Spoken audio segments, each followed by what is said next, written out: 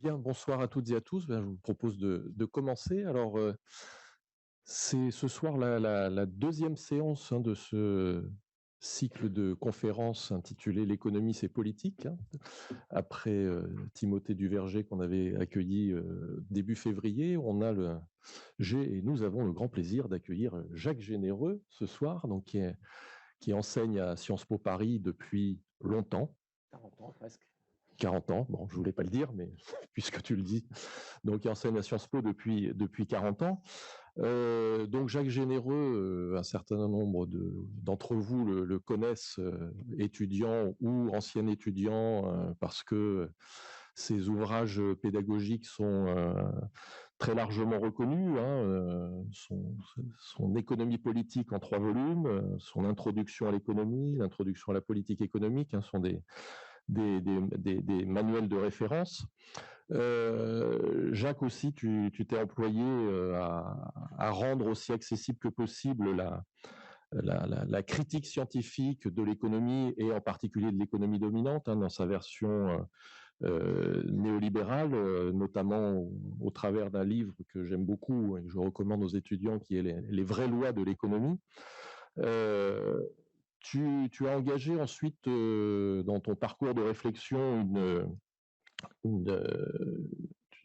une réflexion en t'interrogeant sur la crise de la démocratie, qui t'a conduit du coup à resituer, hein, la crise du politique dans une crise de la civilisation moderne, hein, qui est individualiste, productiviste, capitaliste.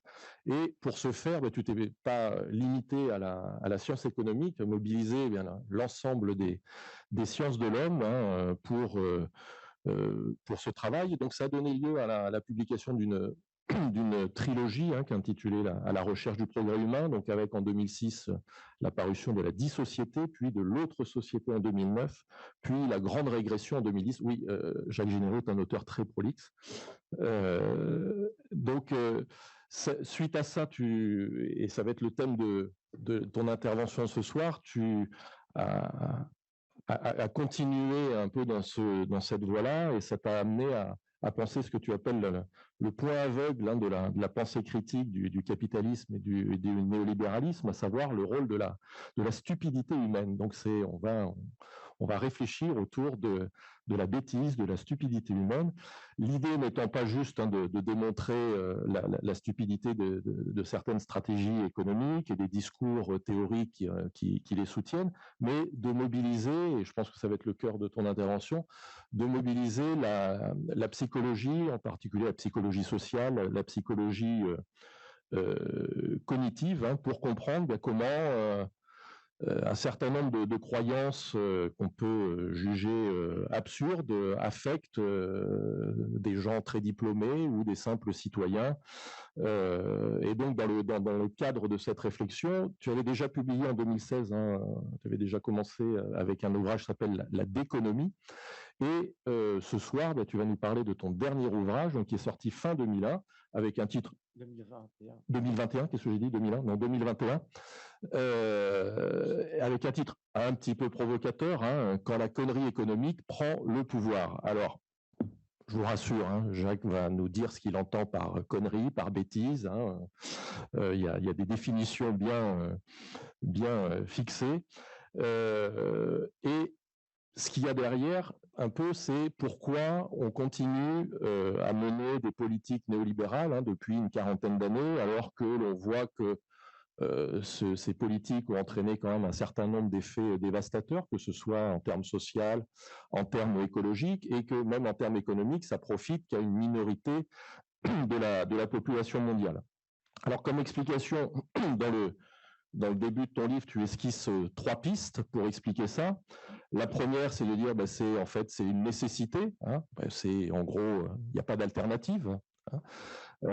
Donc ça, on pourrait dire que c'est l'explication donnée par les défenseurs de ces politiques néolibérales.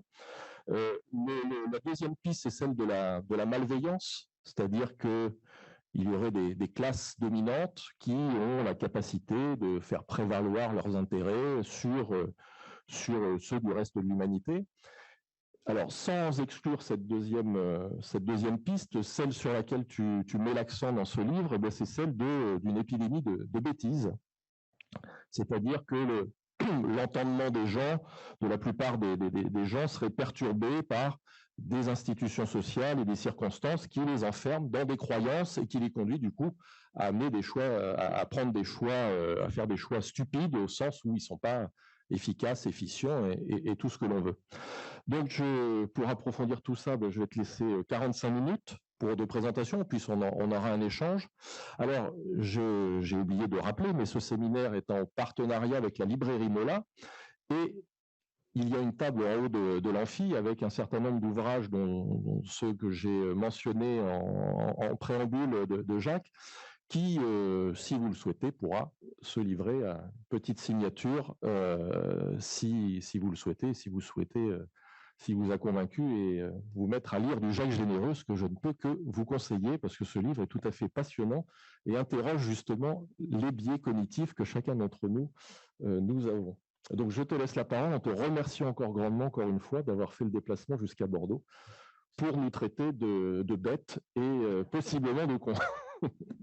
Moi, le premier, évidemment. Faut que tu appuies pour le... Ah, il est... Là, juste devant. Là, oui, le bouton. Voilà, c'est très bien. Voilà. Je suis assez près là du micro. On ne se rend pas compte ici, on n'a pas trop de retour. Ça va, vous m'entendez bien? Très bien. Donc, j'irai moi le premier. J'avais mis d'ailleurs à la fin du précédent livre, en introduction d'économie, je crois, pour rassurer tout le monde, que c'était pas grave d'être con, qu'il y a des cons intelligents. Et que moi le premier, donc j'avais dit rassurez-vous, en fait ce livre est écrit par un con intelligent pour justement nous aider à comprendre quelque chose qui pour moi est fondamental. C'est ce que je vais essayer d'expliquer aujourd'hui. Mais évidemment, merci à la librairie Mola, à la faculté et à Eric qui a participé à l'organisation de cette conférence. Je suis ravi. Ça faisait longtemps que je n'étais pas revenu ici dans cette faculté. Et donc, tu m'as facilité la tâche, ça va écourter mon introduction, parce que tu as bien décrit au départ en fait, ce qui est ma question. J'ai une question et donc une problématique. La question, c'est quelle explication on peut donner au fait que des pays, si on prend par exemple les pays européens de ces 30 dernières années, convergent vers un ensemble de politiques dont l'histoire et les faits ont montré qu'elles étaient totalement inefficaces, des choses que l'on sait depuis des décennies. On sait depuis des décennies, et notamment depuis les années 20 et 30, que face à un grand choc économique, une grande récession, il ne faut surtout pas adopter comme stratégie celle qui consisterait à s'inquiéter d'abord de la dette publique et des déficits et de chercher à les contenir et se lancer dans la baisse des coûts, la baisse des impôts pour les entreprises, des stratégies de déflation compétitive. C'était les débats qu'il y avait dans les années 20 en Grande-Bretagne, qui ont ressurgi évidemment avec la crise de 29. On pensait que ça avait été réglé et qu'on avait compris qu'il y a des situations où certaines de ces stratégies sont absurdes, sont stupides.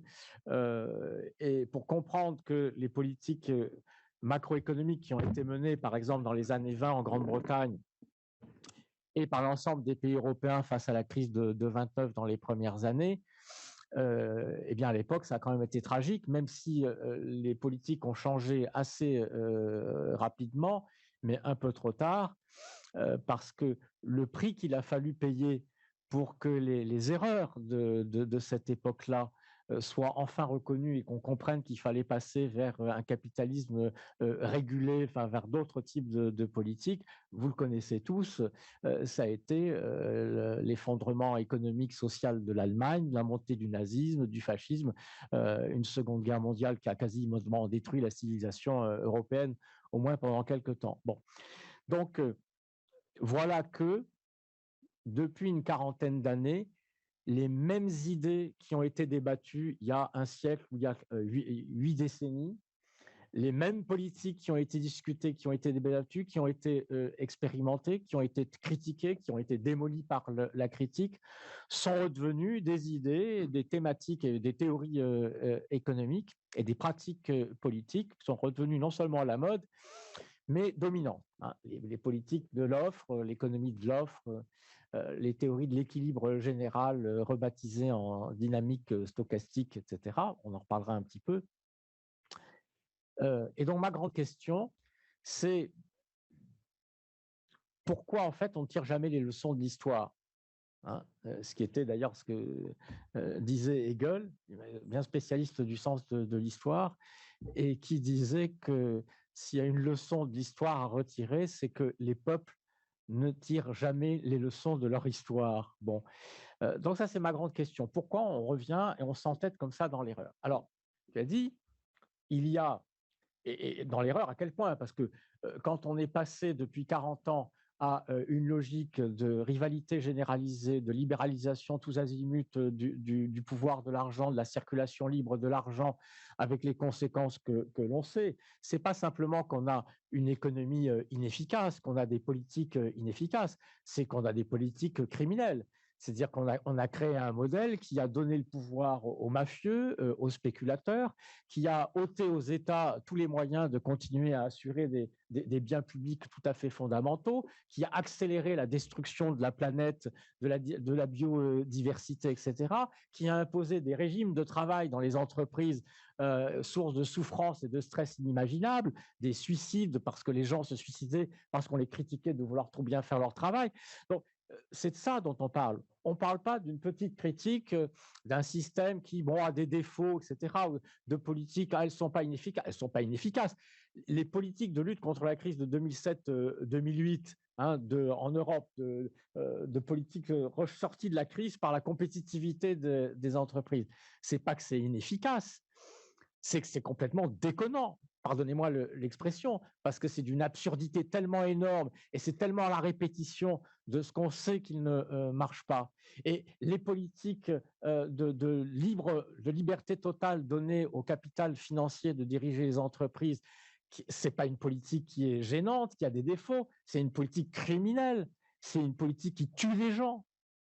Alors comment qualifier ça? C'est pour ça qu'à l'époque, j'avais appelé la déconomie, parce que à proprement parler, on est confronté à des choses, à une forme à la fois de pensée économique, mais surtout de pratique économique, qu'à un moment donné, il faut bien pouvoir qualifier de ce qu'elle est et dire que c'est critiquable, que c'est inefficace, même que c'est bête, ça n'est pas à la hauteur du scandale. Bon. Alors, dans ce nouveau livre, j'ai été plus loin parce que j'ai creusé véritablement, sérieusement, du coup, la piste de la bêtise, comme tu dis, face à ce genre de situation, il y a 3 types d'interprétations. Dire c'est la contrainte, on ne peut pas faire autrement. Certes, il y a des effets nocifs, etc., mais comme disait l'autre, il n'y a pas d'alternative. Bon, Macron disait, quand il était jeune ministre de l'économie, des finances, l'autre politique est une chimère. Donc, il y a des contraintes, le monde est comme ça, il y a des effets pervers, mais on n'a pas le choix, c'est une possibilité. L'autre interprétation, c'est si, les gens ont le choix, mais ceux qui gouvernent défendent des intérêts très, très particuliers et ça tue plein de gens, ça détruit la planète, mais ce n'est pas grave parce que ça satisfait les intérêts, les appétits de certains. Donc, c'est l'interprétation classique, lutte de classe, rapport de force. Les dominants dominent et ils font ce qu'ils veulent au détriment du reste et du bien commun. Ça a là certainement une plus grande part de vérité que la première, la contrainte, qui est un pur mythe, les marges de manœuvre disparues du politique, puisque tout ce qui explique les marges de manœuvre disparues des politiques économiques depuis 40 ans est le résultat de quelques décrets anglo-saxons sur la finance qui ont dû être suivis par tout le monde, de quelques lois, et donc qui peuvent se défaire évidemment du jour au lendemain. Je vous recommande à ce sujet l'excellent livre de Katharina Pistor, Le Code du capital, qui vient de sortir au Seuil, qui fait l'histoire justement de la construction juridique du pouvoir du capital. Bon. Donc, et il reste quoi? Alors, il reste ce qui n'est jamais traité, l'autre piste. Si c'est pas parce qu'on ne peut pas faire autrement, ce qui est une défense absolument indigente. Si c'est pas uniquement parce que évidemment il y a des rapports de force, évidemment il y a des dominants, il y a des dominés objectivement ou subjectivement par la domination symbolique, par les médias, etc. À aucun moment, puis vous connaissez de toute façon mes options intellectuelles, à aucun moment je conteste qu'il n'y ait pas des cyniques, des salopards et qu'il n'y ait pas une lutte des classes. Ça existe. Simplement, à un moment, je me dis, OK, mais ça ne peut pas tout expliquer. Car on ne peut pas avoir comme principe d'explication de ces phénomènes et de persistance de politiques nuisibles comme discours celui qui dirait, si on ne retient que cette logique de la domination, qui dirait que tous les hommes politiques qui soutiennent ces politiques non libérales, ces politiques de l'offre, etc., sont des salauds au service du capital ou d'intérêts dominants. Tous les journalistes, éditorialistes qui soutiennent eux aussi, par leurs écrits, cette manière de penser et de voir, sont également de simples valets qui sont au service des grands patrons des médias et non pas des journalistes.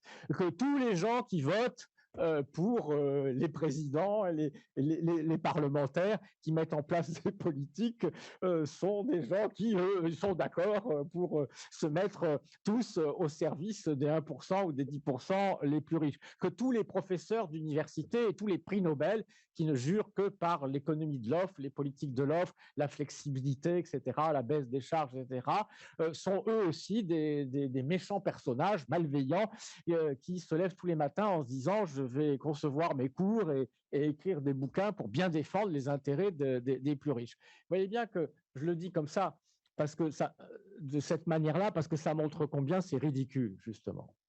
C'est un mec de gauche, vous le savez, qui vous parle. Et donc, et de quelle gauche? La vraie, hein, pas la frelatée. Bon, oui. Et bien néanmoins, c'est pour ça que j'ai beaucoup plus de mal parfois à me faire entendre de mes camarades de gauche ou marxiens quand je dis ça. On ne peut pas tout expliquer par le simple rapport de force et de domination. Et donc, il y a la troisième piste qu'on n'explore jamais et que j'ai décidé d'explorer. C'est que parmi tous ces gens, parce que ça fait quand même du monde, pardon, hein, il n'y a pas que quelques grands patrons du CAC 40 dans la bande. Parmi cette foule immense des gens qui croient dans ces politiques, qui croient dans des doctrines économiques qui sont fausses, qui les professent, qui les enseignent, qui les soutiennent, il ne peut pas y avoir, et à mon avis, il n'y a évidemment qu'une infime minorité des gens qui le font par pure malveillance, parce qu'ils ont clairement le sentiment de défendre un intérêt tout spécial et tout particulier.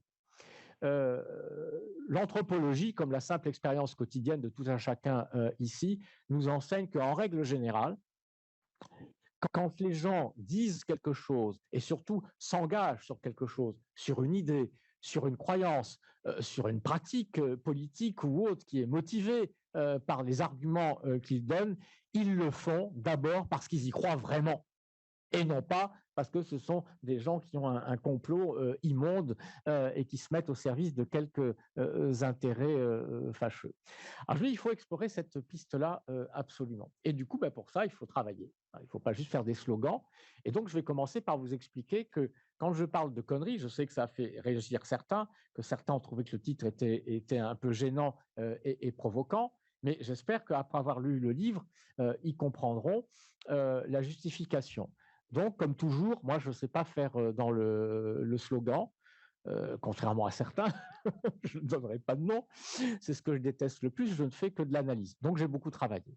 Et donc, pour ça, il faut travailler la psychologie et toutes les formes de psychologie sociale. Il y a quand même un savoir accumulé depuis une quarantaine d'années très, très important en la matière. Et donc, pour définir les mots, avant de développer l'argument central, il faut d'abord dire de quoi on parle. Qu'est-ce que c'est que la bêtise? Et donc, qu'est-ce que c'est que l'intelligence? Et qu'est-ce que c'est que la connerie?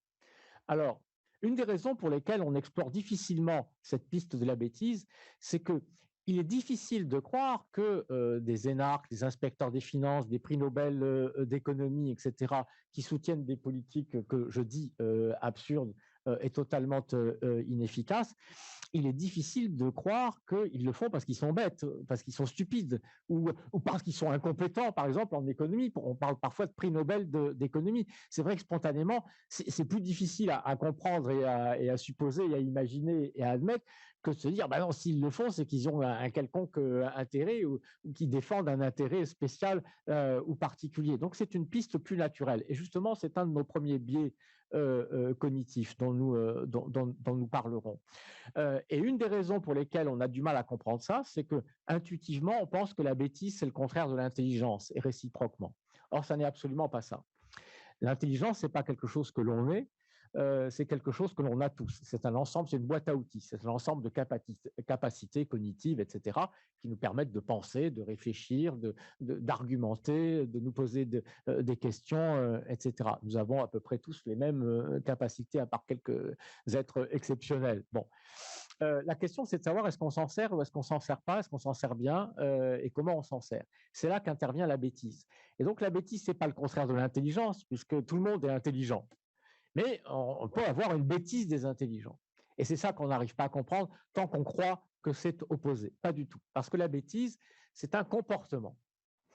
Et c'est le comportement qui consiste justement à suspendre l'effort de travail et de réflexion qui est nécessaire pour se servir de son intelligence et pour bien s'en servir. Donc c'est une paresse, on pourrait dire c'est presque une faute morale, c'est une paresse de l'esprit qui fait que on va se laisser aller à sa première impression, à sa première idée, etc. On ne va pas creuser, on va se laisser aller à ses impulsions. Donc la bêtise, c'est cette suspension de l'effort qui permet justement d'utiliser son intelligence.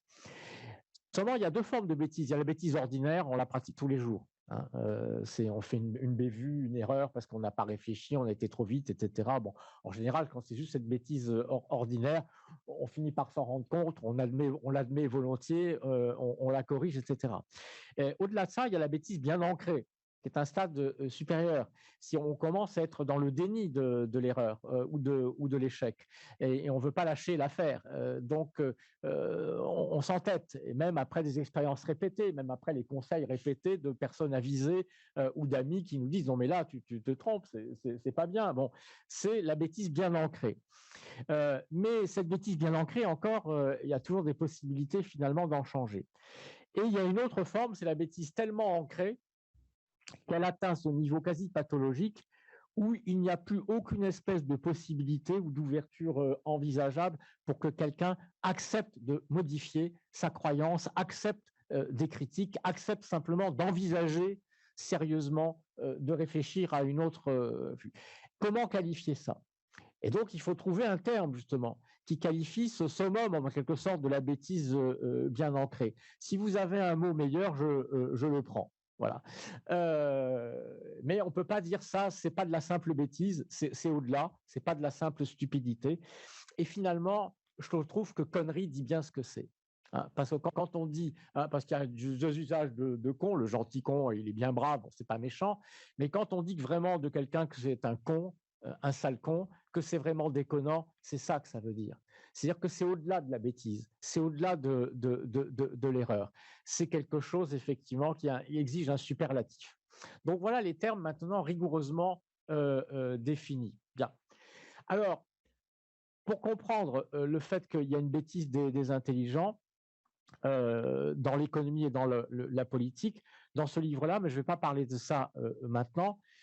J'ai pris un exemple politique qui nous concerne tous pour bien faire comprendre, je pense, ce que peut apporter cette dimension, qui est le cas d'école du président Macron, qu'on ne peut pas suspecter d'être un idiot, qui est quelqu'un qui a plutôt une culture politique et des capacités intellectuelles au-dessus de la moyenne, qui, sur un terme de sujet autre que l'économie, est capable, de mon propre point de vue, d'avoir des analyses d'une rare intelligence que même des gens comme moi de la gauche dite radicale peuvent trouver admirable, et qui, lorsqu'il aborde les questions économiques, eh bien, ressort les éléments d'une doctrine économique absurde, stupide, dépassée, et s'entête, selon moi, dans des erreurs non pas par malveillance et par méchanceté, mais parce qu'il y croit vraiment, parce qu'il est totalement convaincu. Et pour moi, c'est un exemple typique de quelqu'un qui, contrairement à ce que disent un certain nombre de camarades, n'est pas le président des riches. J'ai tout un chapitre, je n'en parlerai pas aujourd'hui, mais j'ai tout un chapitre, évidemment, qui ne fait pas que des amis à gauche, tout un chapitre très, très développé, c'est un des plus gros, pour expliquer pourquoi il n'est pas le président des riches, au sens fort du terme, parce que si président des riches, c'est dire que l'essentiel des politiques économiques qu'il a faites ont surtout profité aux plus riches, ça c'est une évidence, c'est une trivialité, c'est pas ça qui est en question. Mais attention aux erreurs justement d'attribution, autre premier biais cognitif.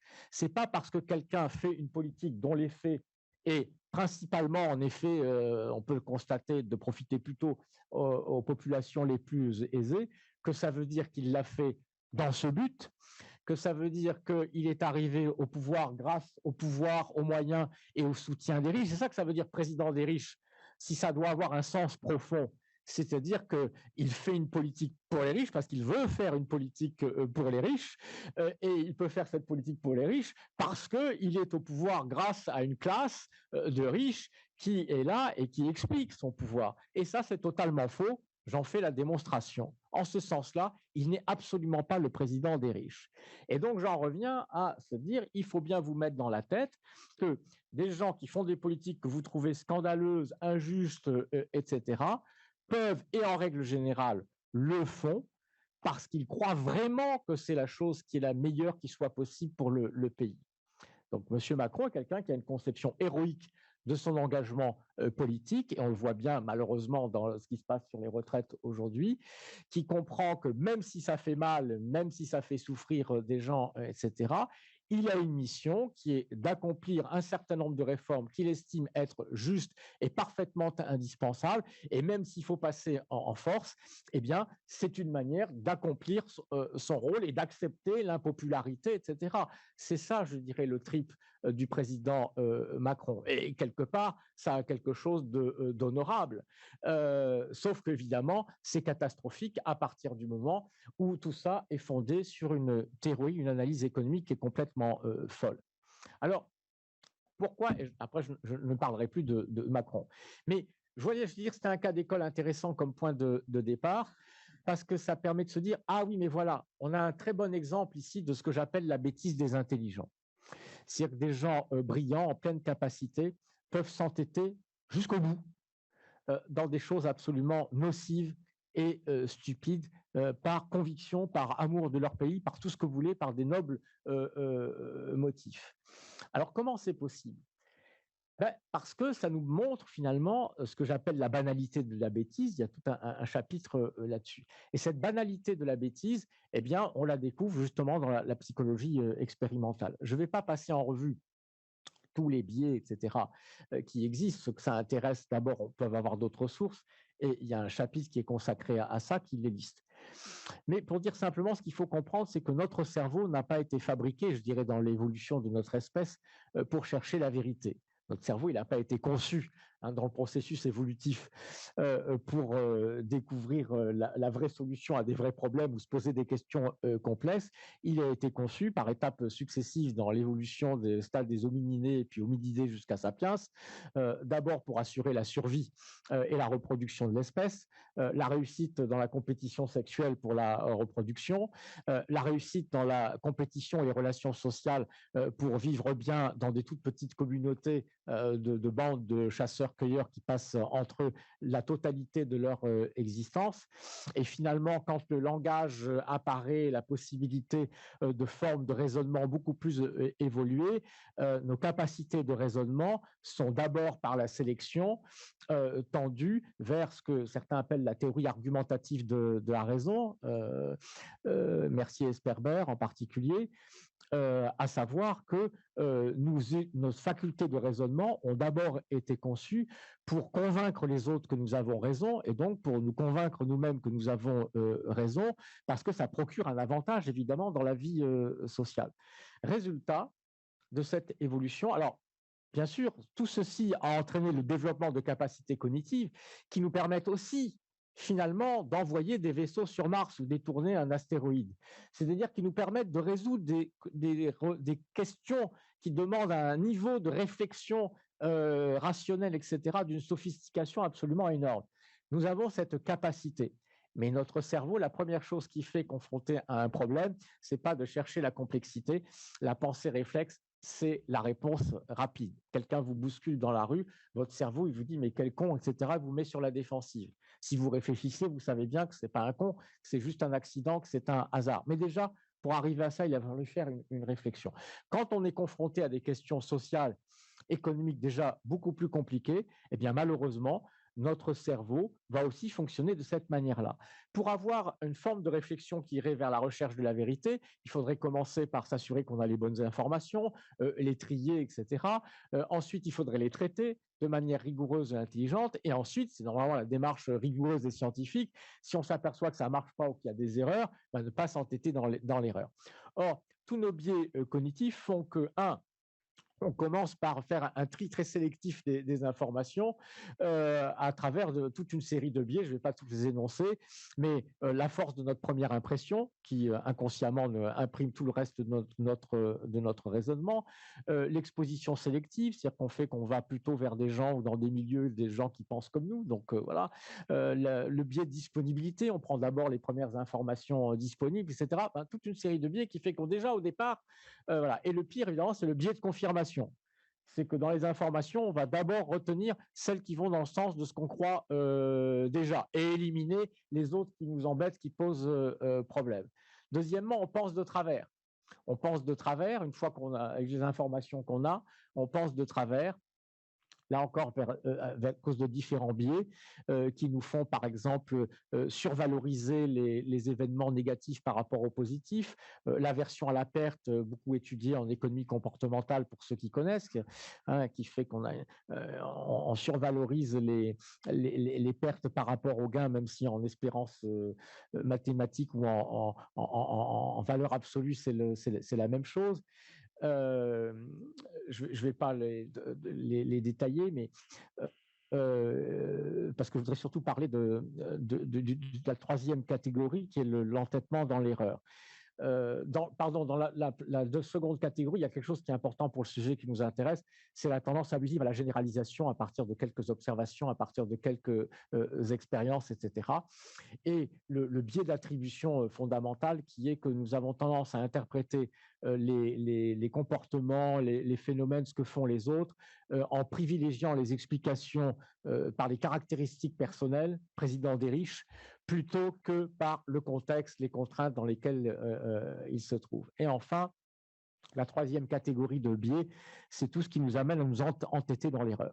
Alors, l'aversion à la perte, elle entraîne une aversion à l'échec et au déni de l'échec. Et donc, par aversion à l'échec, déni de l'échec, eh bien, on a plutôt tendance à s'entêter dans nos erreurs pour ne pas reconnaître les échecs. Vous connaissez beaucoup d'entre vous sûrement ce qu'on appelle le sophisme de l'amortissement, ou le sophisme des coûts irrécupérables. C'est s'entêter à continuer à faire quelque chose parce qu'on a déjà beaucoup investi dans une activité, dans une relation, dans un investissement économique. C'est foutu, on va tout perdre, mais en fait, on s'entête et on va perdre encore plus parce qu'on ne veut pas admettre finalement cette souffrance symbolique qui est d'admettre qu'on a perdu et qu'il faut passer à autre chose. Tous ces biais vont avoir un impact sur plein de choses, mais pour ce qui nous intéresse, sur la manière dont on pense l'économie. Et tous ces biais ont, entre autres, comme conséquence, ce que j'appelle moi le biais égocentrique, qui est une espèce de métabiais, c'est d'interpréter les choses à partir d'abord de notre point de vue. Et la plupart de ces biais participent de cela. C'est cette espèce d'incapacité spontanée et naturelle à commencer, par exemple, si vous êtes face à un problème collectif, à essayer de voir le problème du point de vue de la collectivité. Toujours commencer à partir de son expérience et de son point de vue. Quand on évalue le comportement de quelqu'un ou une question, toujours partir de son expérience personnelle, de ce qu'on connaît, des informations qu'on a déjà. Je mets tout ça dans une espèce de biais général que j'appelle le biais égocentrique. La difficulté naturelle que nous avons à partir d'un autre point de vue que notre point de vue spontané, qui est de partir de nous, ce qui est bien naturel, et de notre expérience. Ceci a une conséquence dramatique en économie. C'est que c'est un corollaire direct qu'on peut appeler le biais microéconomique, qui est que la tendance première pour analyser une question en économie, c'est de partir de l'individuel, c'est-à-dire de partir de nous, pour aller vers le collectif. Ce qui peut être très bien si le sujet qu'on a à étudier est un sujet microéconomique. Alors, combien de fois je rencontre des entrepreneurs qui, grâce à leur grande expérience de l'entreprise, viennent discuter avec moi, le prof d'économie, pour me montrer à quel point eux, ils ont bien compris comment l'économie fonctionne. Et évidemment, ils m'expliquent toujours ça depuis leur point de vue d'entrepreneur, qui est tout à fait pertinent. Mais évidemment, si on n'a que le point de vue de l'entrepreneur, par exemple, dans une crise économique, le point de vue de l'entrepreneur dans une crise économique, ce qui est rationnel de faire pour l'entrepreneur, c'est de baisser ses coûts, c'est de baisser ses charges, c'est de chercher par tous les moyens à être plus compétitif, juste pour ne pas mettre la clé sur la porte. Ça, c'est rationnel. Il part effectivement de son point de vue. Le problème, c'est que si tous les entrepreneurs font ça rationnellement, ben, c'est l'économie totale qui s'effondre. Et donc, on comprend par ce simple exemple, évidemment, qu'on ne peut pas, contrairement à ce que croient un certain nombre de mes collègues, on ne peut pas comprendre tous les phénomènes macro en partant simplement d'un raisonnement microéconomique. Et il y a des moments où il faut faire le chemin inverse et il faut faire les deux, l'aller-retour. C'est aussi partir du point de vue global et du point de vue collectif. Et ça, on a beaucoup de mal à le faire. Alors, ce biais microéconomique, à lui seul, en fait, il est responsable de ce qu'on appelle l'économie de l'offre, qui, au fond, domine le modèle encore dominant aujourd'hui, qui est une espèce de modèle néo-walrasien de l'équilibre général, rebaptisé en dynamique stochastique, juste parce qu'on a ajouté un petit choc stochastique et une hypothèse absurde d'anticipation rationnelle. Mais c'est la même logique qui part de la microéconomie. Si on comprend l'économie du point de vue microéconomique, on dit quoi? On a tendance à prendre les opérations économiques dans l'ordre chronologique et non pas dans l'ordre logique. Effectivement, pour produire, pour arriver au résultat, il faut quoi? Il faut qu'il y ait des gens qui produisent. Mais les gens, pour produire, il faut qu'ils utilisent du travail. Puis il faut qu'ils aient de l'argent aussi un petit peu. Donc, on part des facteurs. On dit, ben voilà, pour produire, il faut des capitaux, il faut de l'argent, il faut utiliser des ressources, il faut utiliser du travail. Avec ça, une fois qu'on a trouvé les moyens financiers, les capitaux pour lancer une affaire, on peut recruter des gens. Donc, on a du travail. Là, on se met à produire.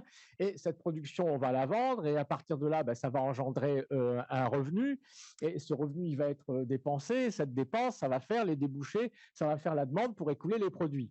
J'ai résumé la loi de C, finalement, version néoclassique, qui reflète parfaitement ce point de vue.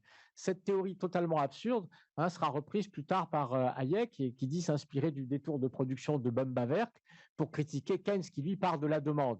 Et Hayek explique, en partant du détour de production de Böhm-Bawerk, le grand Autrichien, mon précédeur, a déjà expliqué qu'avant de pouvoir produire des biens de consommation, il faut d'abord avoir trouvé de l'argent, épargner, avoir des investissements dans des biens intermédiaires, etc.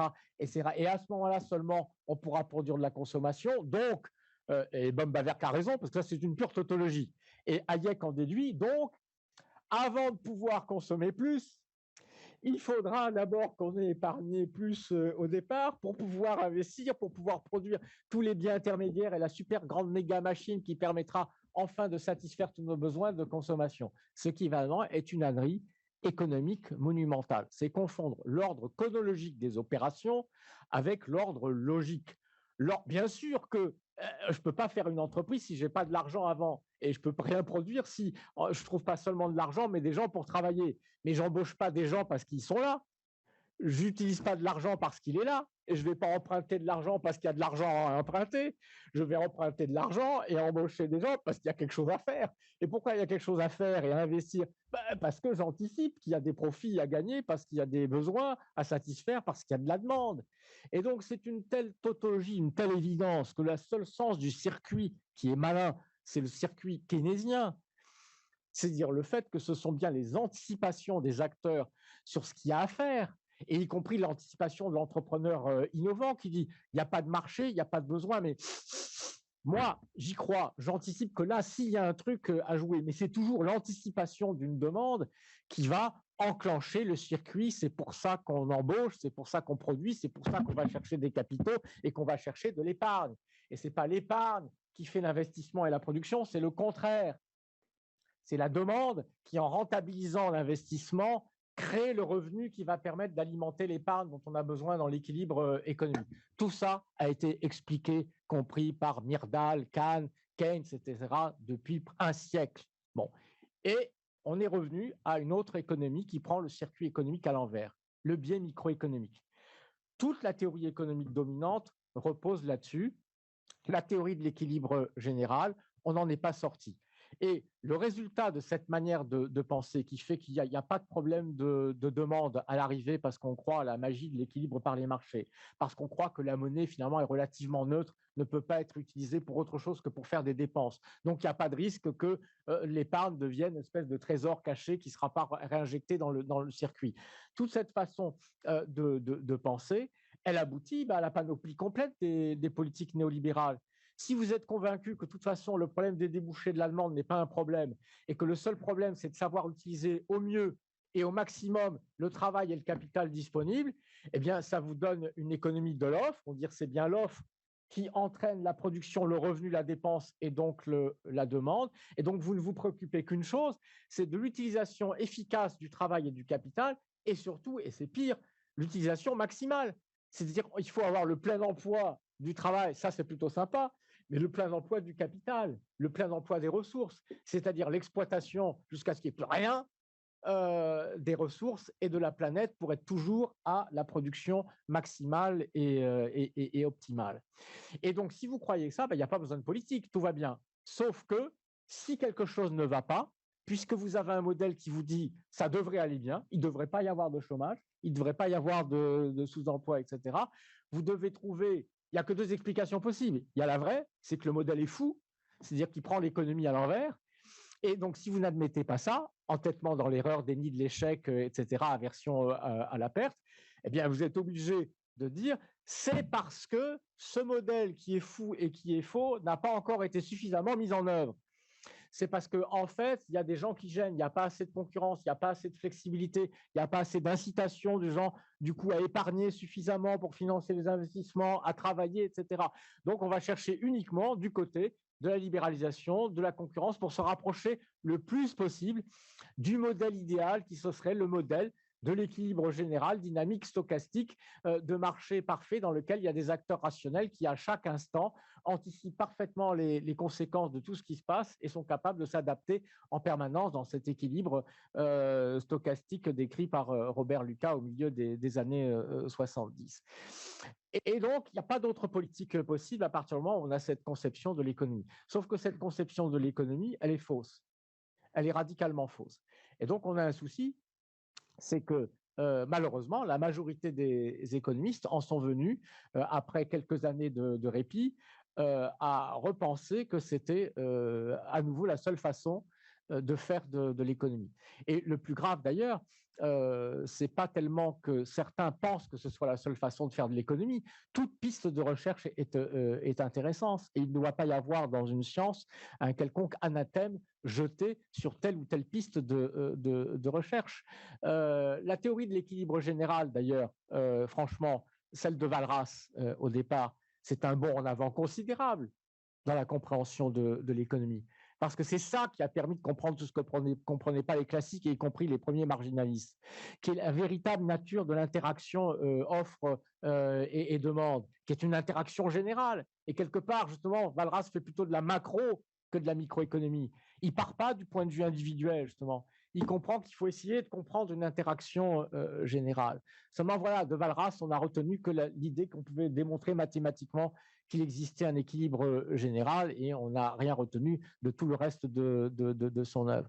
Donc, le problème, c'est pas tant que des gens croient à des modèles dont je dis qu'ils sont totalement faux, c'est qu'on soit entré dans un système où une hégémonie d'un courant et d'une manière d'enseigner l'économie a fait qu'on a évincé les autres manières d'aborder. Et donc, on a évincé ce qui est la source de l'intelligence collective, la discussion et le débat. Car la bonne nouvelle, dans tout ce que j'ai dit sur les biais cognitifs, qui, en gros, quand on étudie ça, évidemment, au début, moi, je l'ai fait pendant plus d'un an, l'ensemble de cette littérature, on se dit, bah, putain, qu'est-ce qu'on est con, quoi. Donc, c'est assez navrant Bon, parce qu'on s'aperçoit que c'est vraiment tout le monde, et y compris les grands scientifiques, qui sont tout aussi sujets, notamment au biais de confirmation. C'est le seul truc que les scientifiques ne devraient pas avoir. S'entêter dans l'erreur, ne rechercher que les arguments qui vont dans leur sens, alors que le soi-disant critère de science, et en particulier chez les économistes, c'est la falsification. C'est l'idée qu'on progresse, hein, en trouvant nos erreurs et en éliminant des erreurs, et non pas en montrant qu'on a raison. Les scientifiques sont autant sujets au biais de confirmation que les pasteurs protestants les plus intégristes. C'est ce que montrent les expériences de psychologie expérimentale. C'est hallucinant. Alors, on peut trouver ça très inquiétant, mais en fait, il y a une bonne nouvelle là-dedans. C'est que tous ces biais qui font que notre fonctionnement spontané est d'être très idiot, en fait, très bête. Si on ne fait pas un effort énorme, d'abord, si on n'a pas conscience de tous ces biais, et donc si on ne fait pas un effort énorme pour user de notre intelligence, pour résister à nos premières impressions, etc., à nos premières pistes, pour chercher ailleurs, pour susciter la critique, c'est que quand on est en discussion collective, le fait que nous soyons très doués pour la discussion argumentative, pour montrer qu'on a raison, que les autres sont des idiots, qu'ils ont tort, fait qu'on voit très bien les erreurs des autres, les fautes de raisonnement, les absurdités des autres. Vous voyez, c'est ce que je fais là. Moi, je vois très très bien les absurdités de la théorie néoclassique. Probablement que je ne vois pas aussi bien mes propres absurdités. Mais si on discute à 15 et que le seul enjeu, c'est de trouver la solution à une question, alors on s'aperçoit que tout d'un coup, l'intelligence collective naît. Et c'est ce qui se passe dans une équipe scientifique.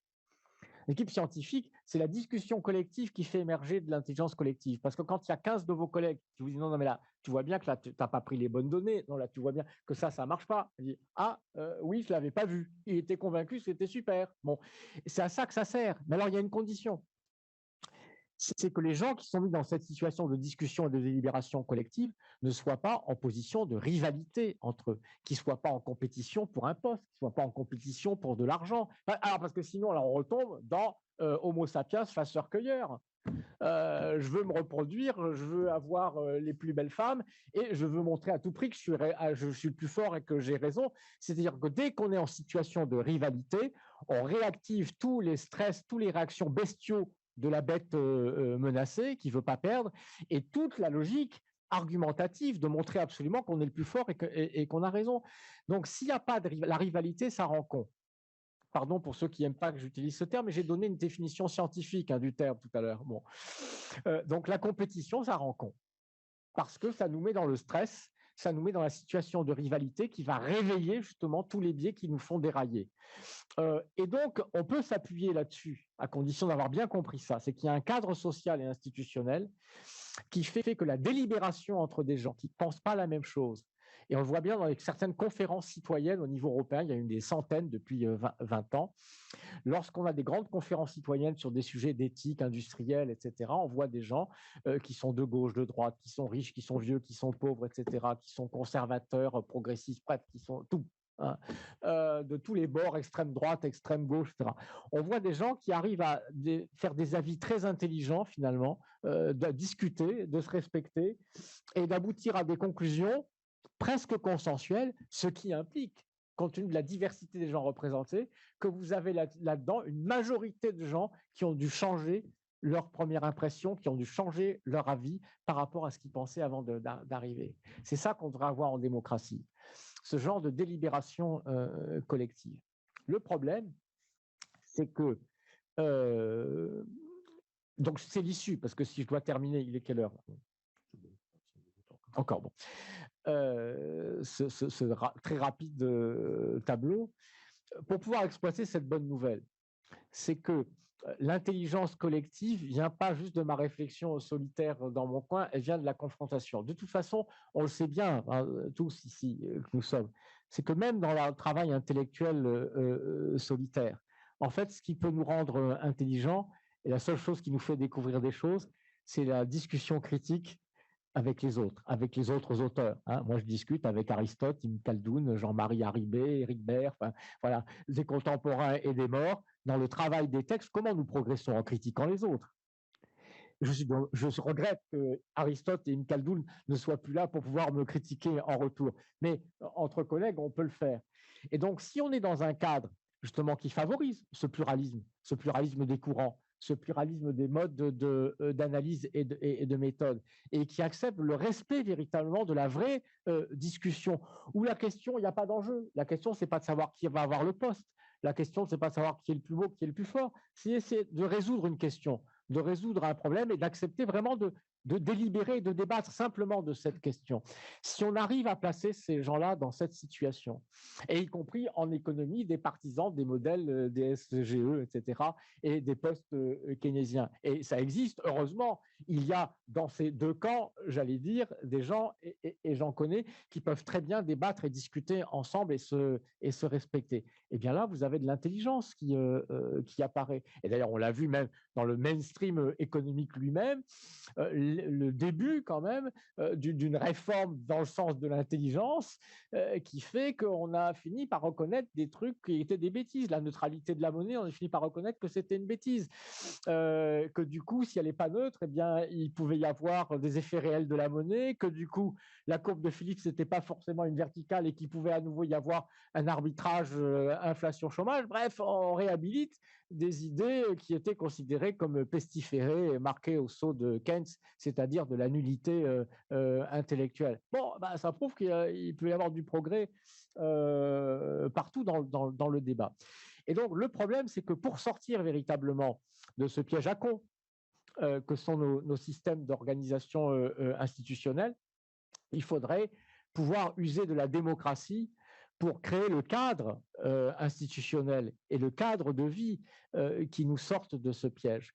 Or, ce qui s'est passé avec le renversement libéral du monde, c'est qu'on a installé la rivalité, la compétition à tous les étages de la société, pas seulement dans l'économie. On a installé à l'école, dans la recherche, dans les hôpitaux, dans les commissariats de police.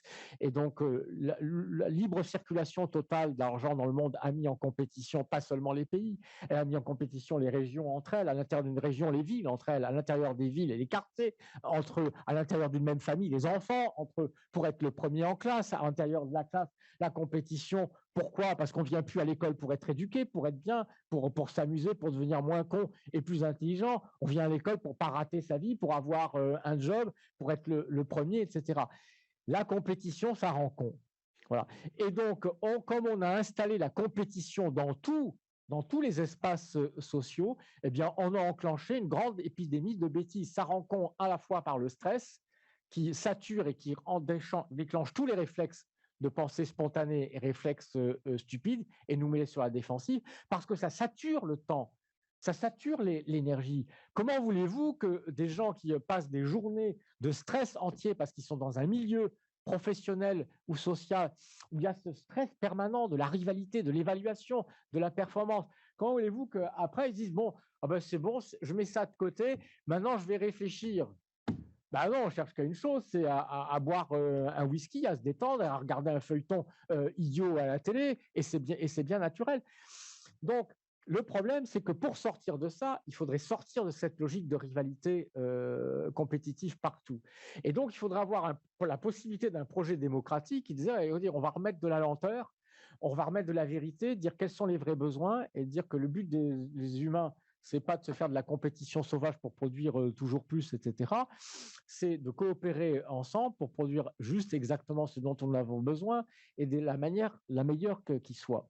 Mais il y a un blocage systémique qu'il ne faut pas ignorer qui vient s'ajouter, c'est le dernier. C'est que malheureusement, pour pouvoir faire ça, il faudrait que notre démocratie soit déjà une démocratie. Et dans une démocratie, il n'y a aucune démocratie qui soit une démocratie réelle d'ailleurs. Puisque nos démocraties, la plupart et la quasi-totalité, sont organisées d'une manière qui est faite absolument pour bloquer l'intelligence collective. Normalement, dans une vraie démocratie, c'est la délibération des citoyens qui devrait décider des choses et des lois. Et dans cette délibération des citoyens, la preuve a été faite dans des dizaines et des dizaines d'expériences. Cette délibération directe de citoyens tirés au sort pour traiter des questions et pour décider, ça peut être très efficace, ça peut être une source véritablement d'intelligence collective, ce qui n'enlèverait strictement rien au rôle de parti, de fondations, de courants, de think tanks politiques qui là seraient là pour défendre leur idéologie, leur doctrine, leur programme politique. Mais il faut absolument que les décisions soient prises par des gens qui ne sont pas en rivalité pour des postes, qui ne soient pas en compétition pour le pouvoir. Car notre système de démocratie n'est pas un système de démocratie pour cette raison. C'est un système qui est organisé uniquement pour la lutte des places à l'intérieur des partis pour être secrétaire de section, puis après pour être délégué au Conseil national, et puis après, ça commence déjà au début de la vie militante. Une vie militante, c'est d'abord une bataille contre ses propres camarades pour essayer de grimper pour un jour pouvoir avoir un poste et faire quelque chose. Et même si on est animé par les meilleurs idéaux du monde, hein, qu'on veut sauver la planète, ce qui était mon cas, et qu'on veut sauver l'humanité, et moi encore, j'ai fait de la vraie politique politicienne, j'ai mis les mains dans le cambouis, je sais ce que c'est. Ben, je comprends que les gens s'en aillent. Moi, je suis resté longtemps parce que je me suis souvent dit que si tous les gens qui trouvent la politique horrible en faisaient, peut-être qu'elle serait moins horrible, mais il faut être un saint pour rester dans des partis politiques quand on a un vrai idéal, parce que c'est juste la bataille rangée des abrutis pour avoir des postes et des places. Et c'est bien obligé, puisqu'on a un système qui dit qu'on ne va pas voter sur des programmes, on ne va pas élire un programme, on va élire des gens. Donc, on choisit des gens. Donc, vous attirez à la politique des gens qui sont en compétition pour avoir ces postes. Et vous avez des électeurs qui se foutent pas mal des programmes, puisqu'ils votent pour des gens, donc ils s'intéressent à voir pour qui on vote. Et dans les systèmes les plus absurdes, comme les systèmes présidentiels, comme celui qu'on a par exemple chez nous, c'est encore pire, parce que la seule question qu'ils te posent, c'est de choisir une personne, une femme ou un homme. Et donc, la délibération parlementaire, voyons bien comment ça se passe, hein, très souvent, il n'y a pas de délibération parlementaire réelle, puisque de quoi on délibère? Vous avez des gens qui représentent ce que j'appelle le biais égocentrique. Le système électoral est organisé de manière que chacun doit avoir une part de marché de l'électorat et de la population pour avoir une chance de pouvoir participer aux affaires. Et même si vous voulez accomplir un bon projet politique idéaliste de droite ou de gauche, vous devez en passer par là. Vous devez d'abord avoir une certaine part du marché politique pour avoir des députés, un groupe parlementaire, etc. Donc, qu'est-ce que vous allez faire par nature pour séduire une fraction? Ben, vous êtes en plein dans le biais égocentrique. Vous avez des partis qui vont représenter le biais bourgeois, d'autres le biais ouvrier, d'autres le biais écologiste, d'autres le biais chasseur, d'autres le biais collection de philatélistes, etc. Et ben oui, c'est ça la démocratie représentative. Donc c'est la collection des biais égocentriques qui font que les gens, et puis ça ne s'arrête pas après, parce qu'après, ben, vous devez défendre ça parce que vous devez vous représenter devant vos électeurs. Vous êtes avec des gens qui pensent comme vous, exposition sélective. Vous grandissez, vous ne faites de la politique qu'avec des gens qui pensent comme vous. Ce n'est pas ça qui va vous permettre de réaliser vos erreurs. Bref, c'est un abrutissement total. C'est une fabrique à bêtises, c'est une fabrique à conneries. La seule chose qui peut nous sortir de ça, c'est de passer à une vraie démocratie. C'est à une situation dans laquelle toutes les décisions sont prises par des assemblées citoyennes tirées au sort, mais qui ont tous les moyens de documentation à leur disposition, de consultation, etc. Et les partis politiques, les mouvements politiques sont les mouvements qui font ce qui devrait être véritablement leur travail, qui n'est pas de conquérir le pouvoir, qui est de défendre des intérêts, de défendre des logiques, de défendre des doctrines, de défendre leur idéologie, leur croyance, c'est-à-dire de nourrir les éléments pluralistes du débat et de la délibération. Eh bien, tout ça vient devant des citoyens qui, eux, ne sont pas en compétition pour rien entre eux et qui vont délibérer. Je vous assure qu'ils prendront des décisions qui auront dans le sens de l'intérêt commun. Et vous voyez, la révolution citoyenne, la vraie, qui n'est dans aucun programme, parce que je suis trop radical, même pour mes amis radicaux, que du coup, le phénomène d'attraction fait que vous auriez dans les partis politiques ceux qui sont partis. C'est-à-dire ce qui les intéresse vraiment dans l'engagement politique, c'est de participer à l'élaboration véritablement de propositions, de projets, de programmes, de solutions aux problèmes, qui ne viennent pas là pour un poste, qui ne viennent pas là pour gagner leur vie, qui viennent pour ça. Eh ben, tout cela serait intéressé, tous ceux qui ont fui, parce que quand ils viennent, ils voient que c'est juste la foire d'empoigne, on se bat pour savoir qui aura un strapontin sur l'estrade lorsqu'il y a un meeting. Et donc, ils s'en vont. Mais si ce n'était plus ça, eh bien, vous auriez des partis politiques d'une très haute qualité. Donc, une force de documentation et de nourriture du débat public qui serait absolument extraordinaire. Et les citoyens décideraient. Évidemment, la leçon de cette histoire, c'est que pour que ça arrive, comme disait Rousseau, il faudrait déjà que les hommes soient parfaits pour qu'on soit en démocratie. Pour que cette révolution institutionnelle opère, il faudrait que des vrais démocrates aient déjà gagné, mais avant ça, il faut en passer par... Bon. Et donc, je ne dis pas ça pour désespérer Billancourt et les gens, mais simplement pour expliquer ma démarche. Ça ne sert à rien, ça fait 40 ans que je lis les rapports, les programmes et les machins qui disent comment on va faire le meilleur des mondes possible. On sait comment. Toutes les solutions écologiques à tous les problèmes écologiques, on les connaît depuis 30 ans. Et on a fait des progrès, on les connaît. Toutes les solutions pour les questions sociales, etc., on a tout sur la table, les alternatives, etc. Le problème, c'est que rien ne change. Notre problème, ce n'est pas de répéter à l'envi et de redétailler des programmes que les gens ont déjà lus 100 fois. Mais simplement, ce que je me dis, moi, c'est que si un jour les conditions politiques de rapport de force sont réunies pour qu'enfin une vraie force progressiste ou une coalition de gens qui comprennent que là, vraiment, il faut quand même commencer à passer à l'intelligence collective et s'engager pour faire une véritable refondation, je voudrais, il ne faudrait pas qu'ils fassent la même erreur que leurs prédécesseurs du Conseil national de la résistance et de l'après-guerre, qui ne croient pas qu'il suffise de réinstaurer une démocratie représentative et une économie régulée qui assure la prospérité pour dire ça y est, on est sur le chemin du progrès. Non, parce que c'est cette démocratie représentative et cette logique de prospérité par la régulation qui a continué de nous enfoncer dans l'impasse écologique et dans l'impasse démocratique. Et en particulier parce que ces gens-là ne se sont pas posé la question. Qu'est-ce qui nous garantit que dans 30 ans, une autre génération de gens qui n'auront pas connu tous les sacrifices, toutes les erreurs que nous avons nous-mêmes commis, que nous avons endurées pour comprendre qu'il fallait passer à autre chose, qu'est-ce qui nous garantit qu'une génération de nos enfants, puis surtout de nos petits-enfants, des gens qui auront grandi dans un autre monde, qui n'auront pas connu le prix que ça coûte de s'entêter dans ces erreurs, qu'est-ce qui nous garantit, nous met à l'abri qu'ils ne répéteront pas les mêmes erreurs? C'est ce qui s'est passé, parce qu'on n'y a pas réfléchi. C'est qu'on a une génération de technocrates, de gens bien intentionnés, qui reproduisent exactement toutes les mêmes erreurs que leurs arrière-grands-parents. Et donc, il faudra absolument ne pas négliger ces deux pistes. La véritable intelligence collective citoyenne, ce qui suppose de dire qu'on a un projet citoyen, parce qu'il ne suffit pas d'avoir une belle cathédrale institutionnelle démocratique, il faut qu'il y ait des citoyens dedans. Et donc, il ne faut pas qu'il y ait des citoyens qui passent leur journée à scroller sur leur smartphone, comme ça, pour se détendre et pour s'occuper. C'est-à-dire que ça commence à la crèche.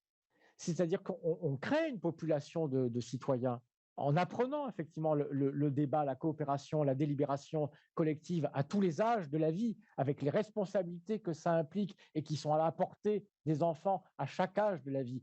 Et alors, quand vous avez une génération de gens qui savent toutes les vertus et tous les bienfaits de cette délibération collective, là, enfin, vous pouvez avoir l'issue, justement, la sortie de cette fabrique et de cette usine à bêtises. Il faut m'arrêter. Hein. Mais je t'arrête tout. Voilà, parce que sinon, je parle. Bien, merci beaucoup, Jacques, pour cet exposé stimulant et je suppose qu'il suscitera les questions, les réactions. D'ailleurs, donc, sans plus tarder, voilà, il y a un micro qui va circuler. Donc, si quelqu'un souhaite poser la première question, ben voilà, très bien. Souvent, c'est la plus compliquée, mais là, elle arrive très vite. Est-ce que tu veux qu'on... Peut-être, oui. Je vais essayer de... Bonsoir. Bonsoir.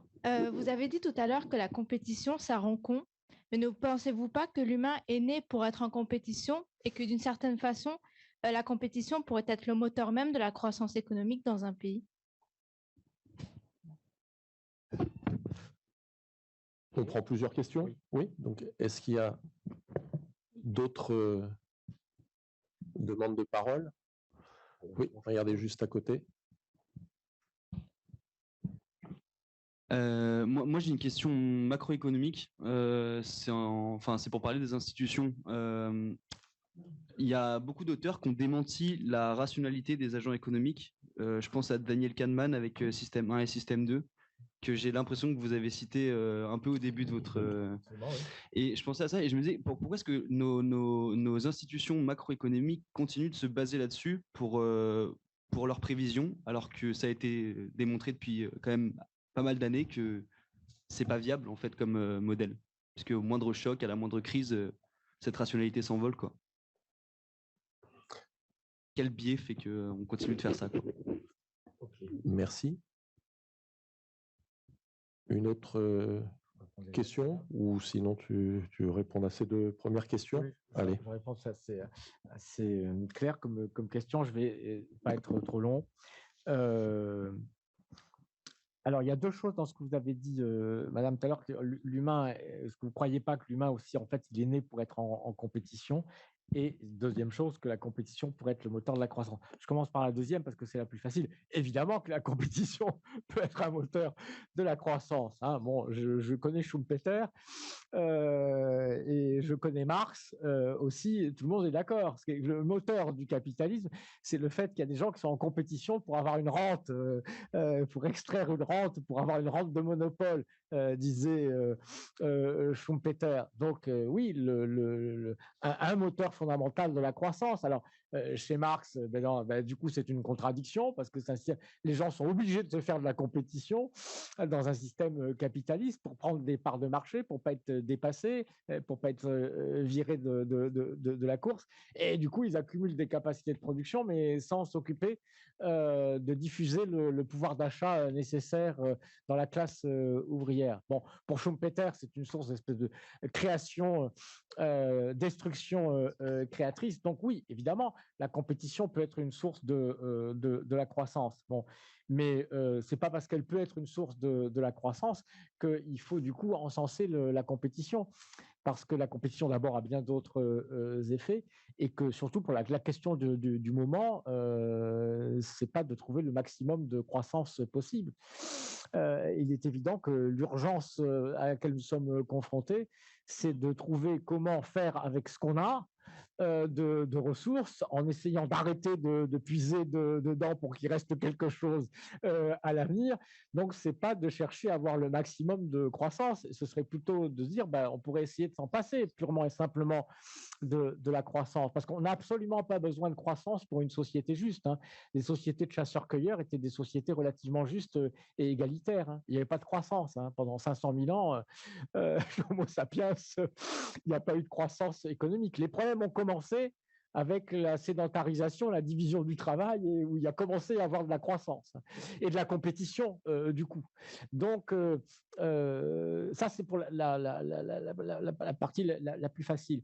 Alors quand vous dites que l'humain est né en partie pour la compétition, alors ça c'est une vision téléologique ou métaphysique, je ne sais pas, de l'être humain.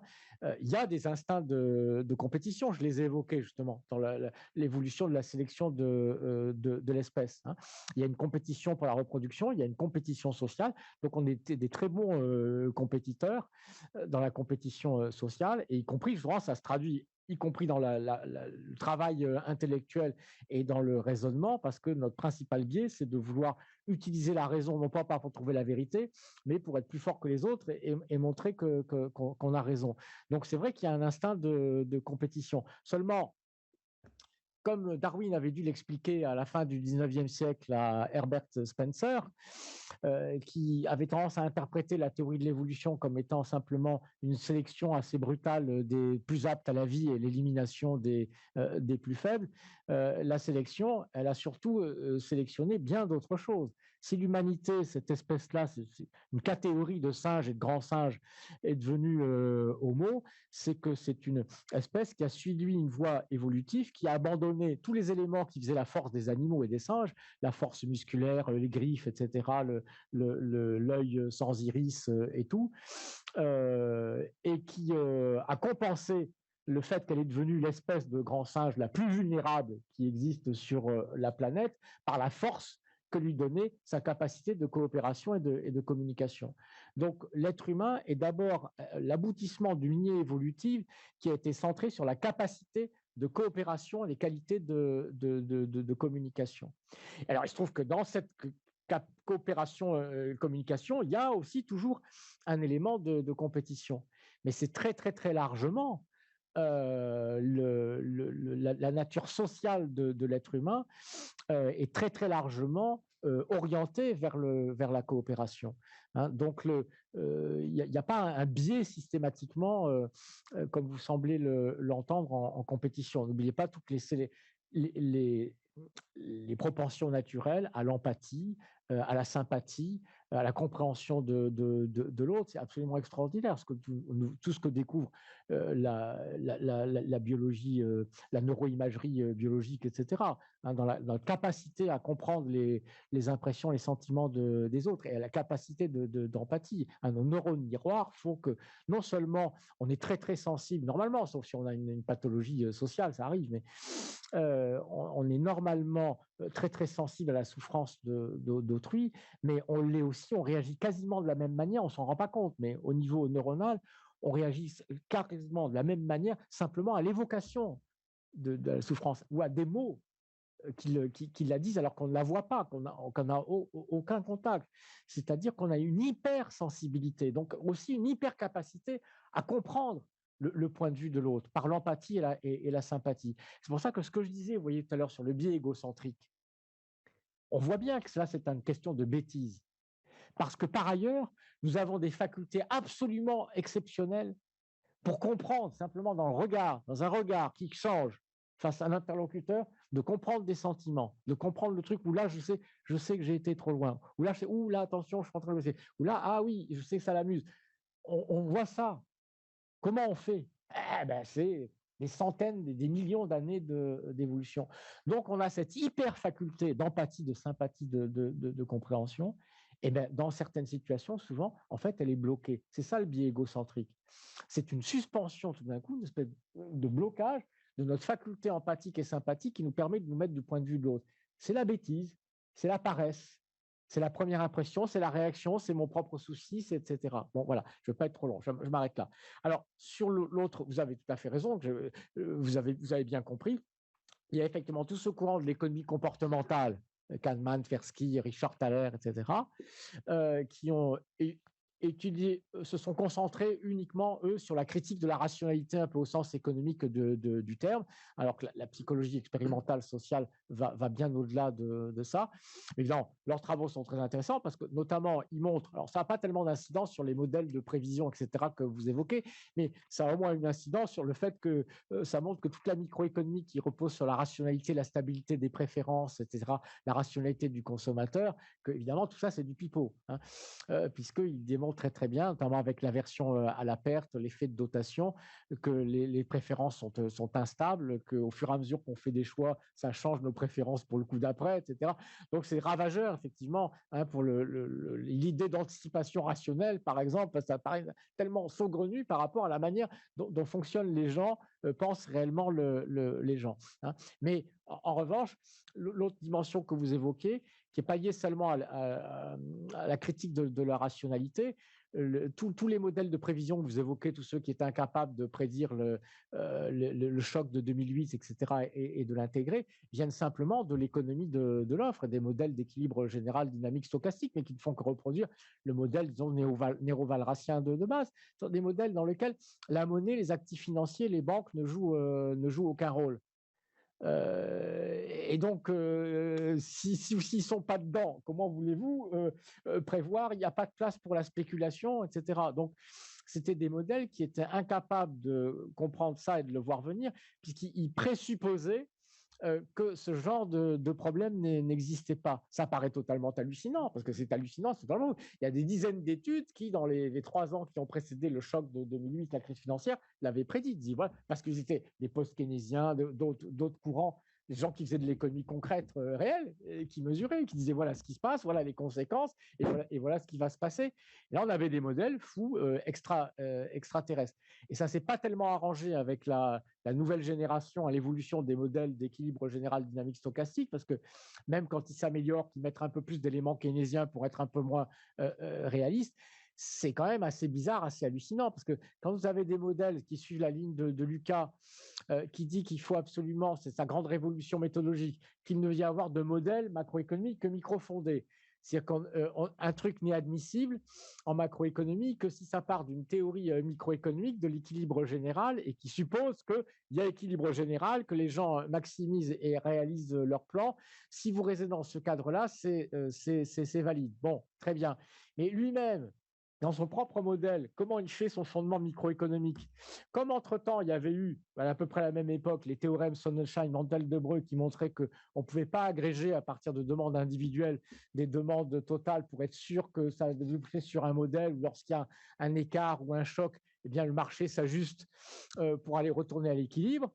Il a enjambé le problème en disant on ne va pas partir de demandes individuelles agrégées, on va prendre un agent représentatif, il y a un travailleur, producteur, etc., qui apporte l'épargne, les facteurs, et il y a un producteur en face. Bref, il n'y a plus qu'un seul agent du côté de l'autre, plus qu'un seul agent du côté de l'Allemagne. Qu'est-ce qu'il a fait? Il fait du méga Keynes, parce que même Keynes n'a jamais osé dire un truc aussi absurde. Il fait de la macroéconomie sans aucun fondement microéconomique. Il ne résout pas le problème. Il le nie. Donc là, c'est juste parce qu'on est dans l'absurdité. Et donc la raison, il n'y en a pas d'autre. C'est pour ça que je dis on est là. Et les logiques professionnelles, c'est quand les gens se sont engagés à fond pendant 10 ans, etc., qu'ils ont eu des prix Nobel, que les autres, ils ont formé des doctorants, des machins, des trucs, qu'ils ont derrière toutes des institutions qui sont engagées, sophisme de l'amortissement. Et ces gens-là ne vont pas dire tout d'un coup, écoutez, on est désolé. Certains ont eu le courage de le faire plus tard. Des gens comme X, des grands noms, reconnaissent des erreurs qu'ils avaient commises 20 ans ou 30 ans après. Ah, mais on n'en est plus là, puisqu'on ne fait plus de l'économie pour faire avancer la science, on fait de l'économie pour faire fortune dans le monde anglo-saxon, puisque c'est devenu un métier hyper rentable du fait de la compétition mondiale des universités. Et donc, les gens ne vont pas dire ils savent très bien entre eux, franchement, parce que c'est des esprits brillants. Ils savent très bien que tout ça, c'est du pipeau, c'est du vent, c'est de la fumée, etc. Mais c'est leur fonds de commerce. Donc, on reste dedans et ils continuent à faire des colloques entre eux. Donc, espérons que ça cessera bientôt. Ça commence, parce que sous la pression, des étudiants, d'un certain nombre de nouvelles générations d'enseignants dans tous les camps, y compris dans le mainstream. Parce que les gens qui sont maintenant thésards, maintenant, ou qui sont des jeunes chercheurs, ils savent dans quel monde ils vivent. Et ils sont dans un monde où dire encore qu'il n'y a pas de crise, qu'on peut négliger les crises, dire qu'on peut simplement dire qu'il suffit d'utiliser au mieux tous les facteurs de production pour produire, les gens de génération de maintenant savent très bien que ça, c'est de la pure folie, que ce n'est pas ça que doit traiter aujourd'hui une analyse économique. Donc ça bouge. Mais comme toujours dans l'histoire, ah oui, que je reste un marxien matérialiste de ce point de vue-là, c'est toujours, malgré tout, le changement des conditions historiques et du contexte qui va faire le mouvement. Mais comme disaient Marx et Engels, les croyances et les idées sont aussi des forces matérielles de l'histoire. Ce n'est pas en sens unique, c'est de la dialectique. Et c'est ce que je dis toujours à mes copains marxiens qui disent « Ah oui, mais là, tu psychologises, tu négliges la lutte des classes. » Non, non, je ne néglige rien du tout, justement. Ce que je reproche, justement, c'est la bêtise absolue dans tous les courants, y compris les miens, de gauche, de droite, etc., qui consiste à dire, comme le disait très bien Stanley Jevons, un grand fondateur aussi du courant néoclassique, mais une intelligence remarquable, et qui disait, mais qui ne comprenait pas, parce qu'il avait la plus grande admiration, par exemple, de son époque, pour l'école historique anglaise, pour les historicistes, qui était une toute autre méthode. Mais il disait, moi, je propose autre chose. Et il dit, ce que je ne comprends pas, c'est cette curieuse propension que les gens ont, dire que parce qu'ils croient à quelque chose comme étant vrai, ils en déduisent que tout le reste est faux. Voilà, ça, c'est la connerie monumentale dans le monde intellectuel.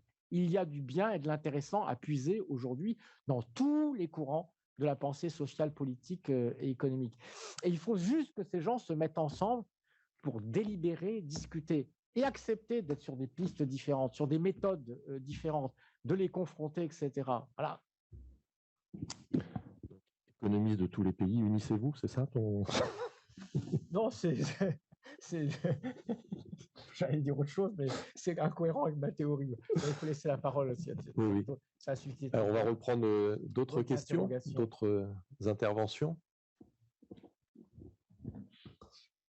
Oui. Ah, mais ça, c'est le même. Ah non, c'est un autre. Oui, c'est bien. Donc, bonsoir, messieurs. J'aurais une petite question pour savoir, monsieur Généreux, quelles sont vos préconisations? Est-ce qu'on doit mener une révolution? Est-ce qu'on doit commencer la décroissance et manger des insectes pour sauver la planète? Ou est-ce qu'on doit regarder notre monde s'effondrer et acheter des mouchoirs pour pleurer? Côté en bourse. Tu veux répondre tout de suite ou sur la fin du monde ou... Je dirais, j'ai écrit 28 livres. et pas uniquement sur ce sujet. Mais j'en ai écrit quelques-uns et il y a des gens encore plus compétents et plus intelligents que moi qui en ont écrit des centaines au cours des 40 dernières années. Donc, je veux dire, le problème, mais je vais répondre quand même à votre question, les préconisations, je l'ai dit sur le plan politique, sur le plan institutionnel, la démocratie, la vraie.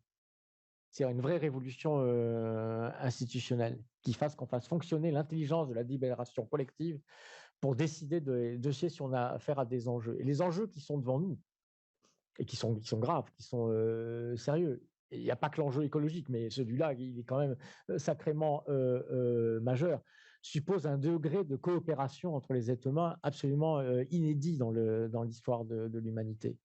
Et donc, ça peut tourner très, très, très mal, cette affaire. Et donc, on ne peut pas se dire que ces problèmes vont pouvoir être réglés simplement par des gens qui font de la politique avec, malheureusement, soit par goût personnel et appétit personnel, soit par contrainte du système, qui ont une espèce d'étape préalable à passer, mais qui finalement va finir par occuper la totalité de leur vie politique, qui est de passer leur temps à se battre pour avoir des postes. Ça bouffe totalement l'énergie. Hein, et à considérer que l'autre est un con parce qu'il n'est pas dans mon parti, il est dans mon camp. Hein, comme disait Desproges, l'ennemi est un con, il croit que c'est nous l'ennemi alors que c'est lui. Mais voilà, mais oui, mais on en est là. Bon, donc il faut faire ça. Mais sur le plan économique, on sait aussi ce qu'il faut faire. Mais je comprends bien que votre question elle est plutôt sur la méthode, la révolution. Mais je suis pas là pour décréter comment ça va se faire. C'est l'histoire qui décide. Personne ne change à lui seul l'histoire ou sa vie. Mon analyse, elle est plutôt assez pessimiste.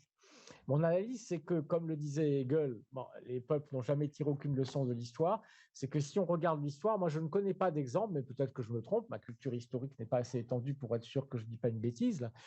Mais je ne connais pas d'exemple que des sociétés dans des impasses telles que celles que nous nous trouvons, dans lesquelles d'autres pays se sont trouvés précédemment, aient été réglées de façon pacifique parce que des gens intelligents se sont réunis et ont délibéré et ont reconnu, ou des citoyens ont décidé qu'il fallait faire autrement et qu'on ait une transition en fait, pacifique, démocratique vers autre chose. Ça se passe toujours à l'occasion de grandes catastrophes, de guerres, etc.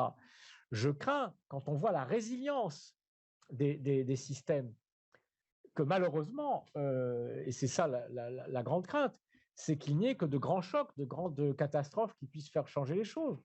Regardez le mal qu'il y a simplement à essayer d'accepter d'obtenir une rediscussion d'une réforme qui soulève l'opposition de les trois quarts des Français, dans lesquels il y a des gens de droite, du centre, de gauche, des patrons, des ouvriers, enfin il y a tout le monde. Bon, impossible, c'est une impossibilité. Pourquoi? Au nom de quoi? Où est l'enjeu? Qu'est-ce qu'il y a de dramatique? Est-ce que la France va s'effondrer si on se dit, bon, c'est trop violent, il y a trop de désaccords, on rediscute. Le seul enjeu qu'il y a, c'est qu'il y a quelqu'un qui est dans cette conception héroïque du pouvoir et de l'exercice du pouvoir, qu'il s'y se dédie lui-même, détruit tout ce sur quoi il est construit, il est fondé. Il est venu au pouvoir dans l'idée d'être celui qui va enfin assurer les transitions vers les réformes modernistes qu'on tarde à faire, qu'on n'arrive pas à faire, que même la droite est incapable de la faire parce qu'elle lâche devant la pression sociale. Et donc, il faut le faire. S'il ne le fait pas et s'il lâche même symboliquement, qu'est-ce qui reste? Rien. Donc, et comprenez qu'on est dans un système, vous voyez l'absurdité, où l'entêtement fou d'un individu dans son déni de l'échec suffit à bloquer tout un pays. Déjà, on serait simplement dans une vraie démocratie parlementaire, par exemple, une vraie démocratie parlementaire, où tout ne dépendrait pas d'un seul homme, et comme ça se passe dans les pays du Nord, etc. Les choses pourraient bouger, il peut y avoir des compromis. On n'est même pas là-dedans, mais ce n'est pas un paradis, hein. Même là, la démocratie, c'est une foire d'empagne pour les postes. Donc, voilà. Donc, qu'est-ce que vous voulez que je vous dise? Moi, je me suis engagé en politique quasiment toute ma vie, en pure perte. Pas pour moi, puisque j'ai réussi ma vie en ce sens que j'ai fait ce que je pensais devoir faire. Je ne croyais pas que j'allais changer l'histoire. vous choisissez votre camp. Vous êtes dans le camp des salauds ou dans le camp des gens bien. Vous êtes en tout cas dans le camp de ce que vous estimez qu'il est bien et que vous devez faire. Après, c'est l'histoire qui change. C'est le mouvement général des populations qui change les choses. Mais le piège dans lequel on est, il est effectivement très inquiétant. Et il est d'autant plus inquiétant que malheureusement, y compris dans les oppositions, très souvent, hein, la droite n'a pas le monopole de la bêtise. Hein.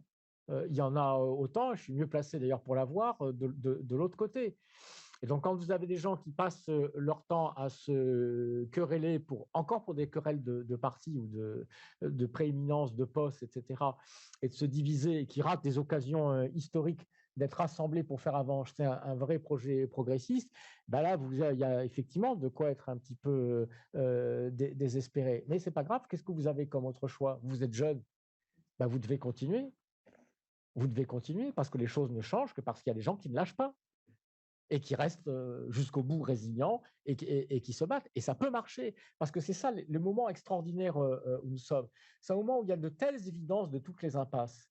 Et donc, finalement, un fond général, je pense, dans la culture, qui fait qu'il y a une compréhension qu'il y a la nécessité d'un changement assez radical, qui suffit en réalité de pas grand-chose pour que ça bascule. Hein, il suffit de faire basculer quelques centaines de milliers d'électeurs parfois, pour que les choses basculent carrément dans un camp et dans une voie très différente. Donc, c'est à la fois quelque chose qui est très possible, qui est très réalisable assez rapidement, mais qui en même temps peut être totalement, tout aussi facilement bloqué pour des petites bêtises. Bon, mais il n'y a pas d'autre solution que de continuer. Est-ce qu'il y a une dernière question?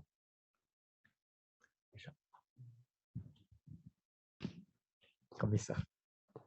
Allez, vous avez droit à une deuxième chance. Parfait. C'était pour revenir sur le principe de la compétition entre les humains. Est-ce qu'on n'a pas commencé à se faire la compétition quand on a... Enfin, je pense que l'humanité a évolué en faisant non seulement la compétition entre elles, mais aussi entre les autres espèces. C'est-à-dire qu'on a évolué parmi plein d'autres espèces qui pouvaient potentiellement évoluer plus que nous, quoi. Est-ce qu'on n'a pas commencé à faire la compétition entre nous quand on n'a plus d'espèces à qui faire la guerre, la compétition, entre guillemets, quoi? Dès qu'on a tué tout ce qui était plus gros que nous, on a commencé à se taper entre nous, quoi. C'est un peu pour résumer ma question. Oui, non, mais c'est bien, c'est bien de poser la question parce que ça a permis d'y répondre. Non, on n'a pas attendu. Hein. On n'a pas attendu. Et au départ, effectivement, les lignées, disons, hominidiennes, etc., bien sûr, il y a une espèce de compétition, mais il ne faut pas croire qu'il n'y a que de la compétition, c'est pareil hein, dans la nature. Je vous recommande la lecture d'un livre d'un grand botaniste qui s'appelle Jean-Marie Pelt, qui s'appelle le livre de la jungle. Voilà, la loi de la jungle, la vraie loi de la jungle, pas le livre de la jungle. C'est autre chose. Ça, oui, c'est la domination symbolique des multinationales qui a réussi à mettre la loi, le livre de la jungle plutôt que la loi de la jungle. Bon, et qui est passionnant parce qu'il montre combien c'est des écosystèmes qui évoluent tous ensemble et que tout ça, c'est un mélange, c'est une interaction de compétition. Toutes les plantes, les arbres sont en compétition pour la lumière, mais du coup, il y en a qui trouvent le moyen de se développer en bas dans l'ombre, d'autres aux étages intermédiaires, d'autres aux étages au-dessus. Et il y a une forme finalement de coopération qui s'installe aussi pour que tout finalement puisse évoluer ensemble. C'est pour ça que l'interprétation de Darwin comme la sélection des plus aptes et l'élimination des plus faibles, c'est une interprétation débile, parce que si c'était que ça, si c'était que de la rivalité pour prendre la place de l'autre, très rapidement dans l'évolution, il resterait quoi? Il resterait une plante carnivore avec un prédateur qui n'est pas végétarien hein, et qui est également carnivore. Donc, il ne peut pas bouffer la plante carnivore et empoisonneuse et qui, elle, n'aurait plus rien à bouffer. Et donc, tout disparaîtrait. Donc, évidemment, ce n'est pas ça. Donc, la compétition, elle est, comme je vous le disais, comme dans toutes les espèces sociales, elle est inhérente parce qu'il y a une compétition sociale à l'intérieur des groupes pour se faire des alliés, etc. Mais c'est surdéterminé et très largement dominé à ce stade-là par l'urgence vitale, qui est le maintien de la cohésion du groupe, Ce qui fait que, par exemple, les loups, dans une meute de loups, il y a de la domination, de la compétition, hein, et il y a un dominant qui s'installe, il peut y avoir des batailles d'intimidation très, très fortes, mais il y a un blocage même biologique qui s'est installé, hein, contre la violence, c'est-à-dire qu'un loup ferme jamais la mâchoire sur un congénère quand il prend dans une bataille. C'est un blocage biologique, génétique. Chez nous, on n'a pas ça, parce que justement, on est une espèce qui avons tellement développé des habiletés dans la coopération, la communication, etc., qu'en fait, on a trop rapidement trouvé des moyens de pacifier, finalement, de tempérer la compétition et la violence par d'autres moyens de coopération et de communication. C'est pour ça que ça a un inconvénient, c'est que du coup, même si on n'a plus les griffes, on n'a plus les dents qui nous permettent, et la force musculaire d'un chimpanzé qui nous permettent de tuer quelqu'un sans d'une simple juif, en revanche, on est capable d'inventer des machines et des outils, des machines pour exterminer les autres. Et là, rien ne nous retient biologiquement. C'est-à-dire qu'il n'y a pas de blocage biologique de la violence humaine, ce qui peut aboutir au pire des catastrophes. Il n'y a qu'un blocage social.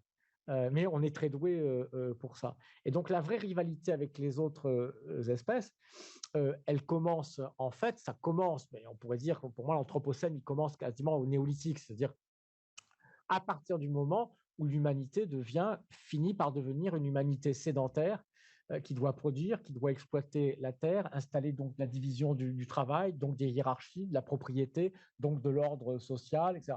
Et tout ça, évidemment, installe à la fois de la rivalité pour autre chose, de la rivalité pour la propriété, la rivalité pour le pouvoir, des choses qui n'existaient pas avant.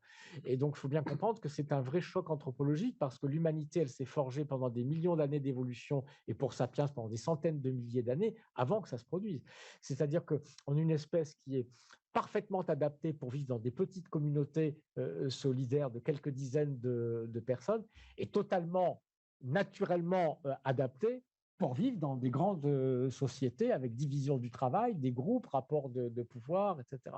Et donc là, c'est uniquement la construction sociale historique des institutions et des politiques qui règle les problèmes. Et c'est à partir de ce moment-là que commence la rivalité avec la nature, et que commenceront dans certaines civilisations des premières formes d'effondrement qui viennent simplement d'une surexploitation de la nature et du vivant. Mais il est évident, comme tout le monde le sait, que c'est avec la révolution capitaliste, hein, on peut parler d'un capitalocène aussi, c'est que c'est avec l'avènement effectivement de la domination de la logique marchande dans le capitalisme qui pousse effectivement à l'exploitation intensive indéfinie jusqu'à ce qu'il n'y ait plus rien, et que c'est là qu'effectivement l'humanité devient la pire espèce du monde qui va tout détruire. Mais comme disait quelqu'un, heureusement, elle disparaîtra. Quand on interrogeait Théodore Monod, le grand autre botaniste, hein, qui a vécu jusqu'à je ne sais plus combien, 104 ans ou 105 ans, qui même encore à 100 ans allait encore se balader dans le désert pour essayer de trouver sa 557e espèce inédite de plantes ou d'insectes. À la fin de sa vie, je l'avais vu dans un entretien documentaire, et à la fin, l'intervieweur, ce sera le mot de la fin, lui disait « Mais à votre avis, c'est quoi l'avenir de l'humanité ?»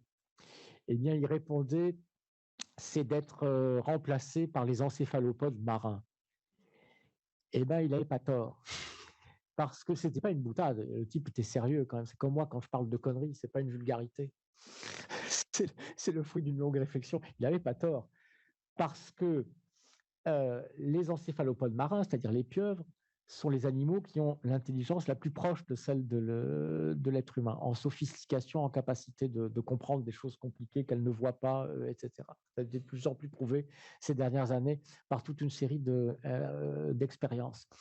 Et donc, c'est l'espèce finalement qui est, en termes de rivalité, en termes de capacité cognitive et d'intelligence, est la première candidate en fait pour nous remplacer. Il ne lui manquait qu'une chose, c'était que les pieuvres sont des animaux solitaires, enfin, ça a toujours été comme ça, et donc qui défendent juste un coin, un rocher, et qui se nourrissent toutes seules, etc. Et donc qui font la guerre à n'importe quel congénère, même de la même espèce, qui commencerait à s'approcher de leurs cailloux. Donc aucune coopération, que de la compétition, c'est chacun pour soi. Manque de bol, l'espèce dominante qu'est l'humanité, à force de détruire la planète et le climat, a réussi à faire monter les températures à un niveau tel que du coup, pour des raisons de raréfaction des ressources dont se nourrissent les encéphalopodes marins, on a vu commencer à voir des pieuvres qui coopèrent, qui se mettent à chasser ensemble. Un grand anthropologue liqué au milieu du XXe siècle disait en fait l'humanité c'est quoi? C'est une espèce de grands singes qui se réunissent pour partager des repas. C'est-à-dire qu'ils coopèrent pour trouver leur nourriture et pour la partager. Les pieuvres sont en train de se mettre à coopérer pour trouver leur nourriture et pour la partager. Et qu'est-ce qui a fait que l'humanité est devenue dominante? C'est que c'est une espèce justement coopérative et qui a réussi son évolution parce que tout a été axé sur le développement des capacités de communication, d'interrelation et de coopération. Un jour, les pieuvres sortiront de l'eau parce qu'il fera trop chaud, ils chercheront l'ombre ailleurs. Et effectivement, il leur manquait que ça pour devenir une espèce dominante. Voilà. Bon, eh bien, écoute, on va s'arrêter là-dessus, sur l'avenir de l'homme et la pieuvre. Bon, on te remercie encore une fois énormément pour cette intervention. En vous remerciant également d'être venu et d'être resté jusqu'à 20 heures passées. Ah oui. Pour mémoire, hein, si vous avez envie de poursuivre, de lire du Jacques Généreux, ce que je ne peux que vous conseiller, vous avez en haut une table avec un certain nombre de ses ouvrages qu'il se fera un plaisir de vous dédicacer. Merci beaucoup et à bientôt pour le prochain séminaire de l'économie, c'est politique. C'est quoi le prochain, tu sais déjà? Là, on en a fait 2. En fait, l'idée, c'est d'en faire 4 par an. Donc, ça sera à la rentrée. Je ne sais pas encore, parce que ça va être en fonction aussi des sorties qu'il va y avoir. Ah oui. Tiens, moi, je peux l'avoir, la signature.